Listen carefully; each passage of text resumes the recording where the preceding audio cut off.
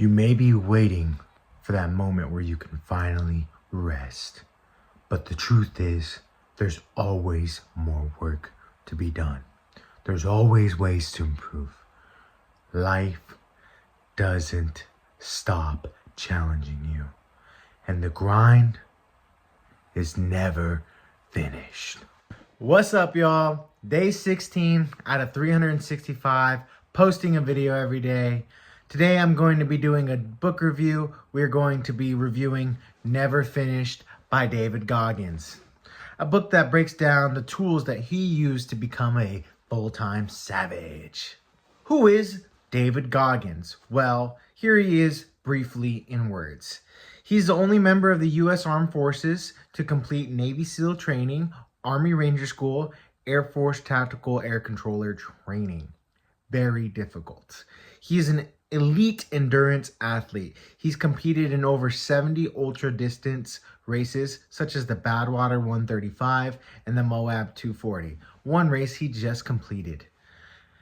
He once held the Guinness Book of World Record for most pull-ups. He did 4,030 pull-ups in 17 hours. And today, he is an author and a speaker for the military, and he is known for his philosophy on mental toughness and accountability. Basically, one of the hardest, most determined human beings ever created. So what is this book really about? Never Finished is a wake-up call. It says it on the back of the book. It's about finding the willpower to keep going when the grind feels overwhelming, when motivation is gone and comfort is calling your name. The book asks a simple but brutal question. What are you gonna do when life gets easy? Central idea of this book. Well, it takes place after, this is David Goggins' second book, after Can't Hurt Me, and it follows his life after his success. David got very comfortable, he became very successful, he had tons of money flowing in from his book to his speaking events, that he became a little undisciplined and he hadn't run a big race in over 5 years. So the central idea, disciplined.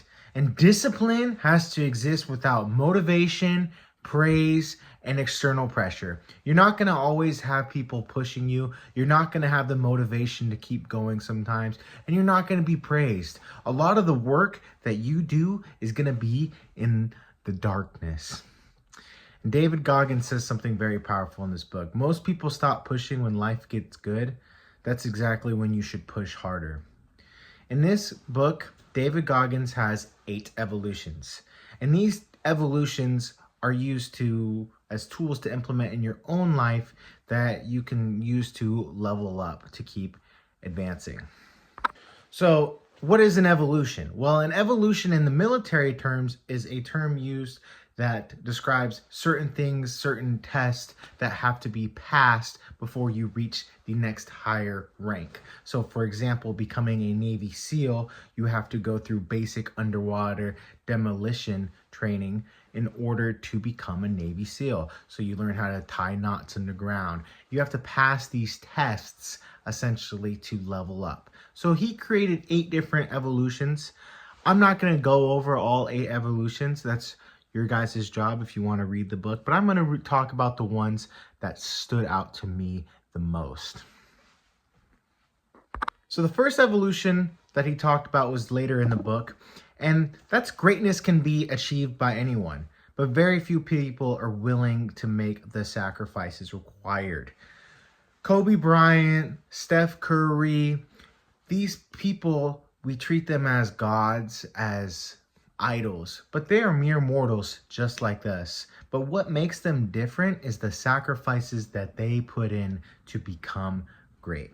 And in his book, he talked about a captain named Joseph Kittinger. And in the 1960s, Kittinger flew a balloon 1,280 feet into the atmosphere.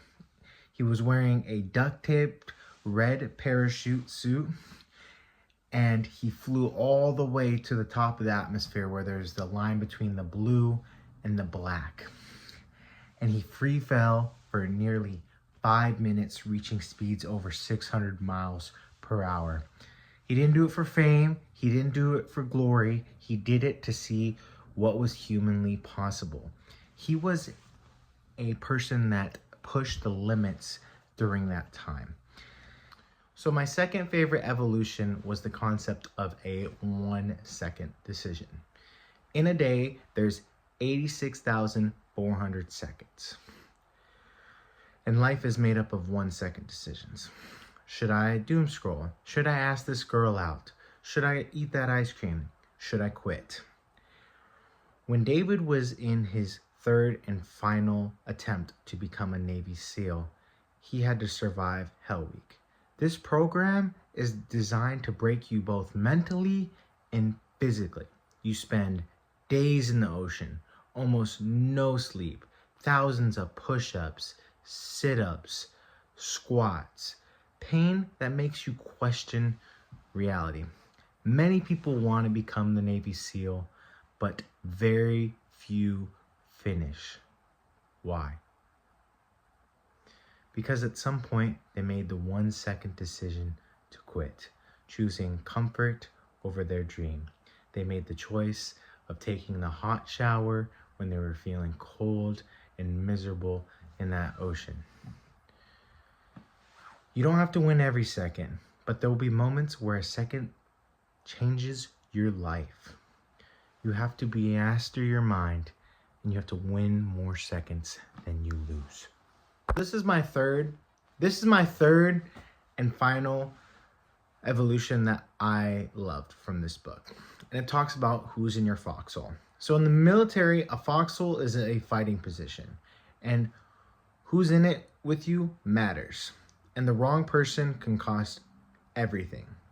During David Goggins' tactical control air training, one man stood out. This man was Captain Connolly. He made David Goggins uncomfortable because he showed him what real effort looked like. At this point in his life, David was in incredible shape, but Connolly always chose to do more. He was the captain for a reason.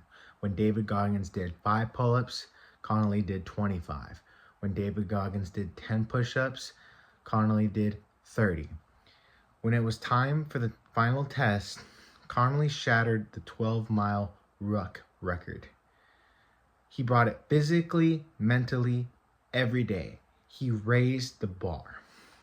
He raised the standard. He made David uncomfortable because he made David realize that he was not putting his best effort in every day. You need people like that in your corner. You need people who are going to raise the bar. People who make you uncomfortable to show you what is possible. Surround yourself with these people that are going to push you to new limits. All right, so those are my 3 favorite evolutions that I got from this book, those 3 favorite lessons that I learned. But my favorite quote from the book was from page 202, and it goes like this. The only thing more infectious than a good attitude is a bad one. The more you dwell on the negative, the weaker you feel, and that weakness infects those around you. That hit home. Right now, I've been in this negative mindset. I've been in this negative hole ever since I lost my father. And I've been in this negative ball of energy. But I realized that I need to be the light that this world needs. I need to be infectious in a positive way. I have to inspire others by doing more. I have to see more. I have to live up to my full potential. Life is going to be a hurricane of constant headaches, trauma, ups and downs. And there's no rule book on how to handle these situations that are going to be thrown at you. But it's up to you to find the strength and to find the courage to be that positive light when everything around you is darkness. So my final verdict is this. I would give this book an 8 out of 10. This book is not for everyone. It's very intense and it demands self-responsibility.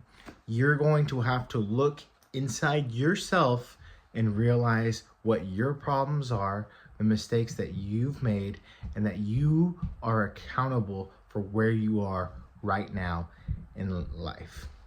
And not everyone wants to hold their feet to that fire of self-responsibility. Many people are choosing to be comfortable instead of being accountable. But if you're interested in unlocking more of your potential, and if you're tired of the comfort and excuses that are constantly pushed upon us, I would highly recommend this book.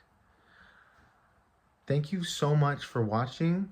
If this helped you, please like and subscribe, and I will see you tomorrow. Thank you.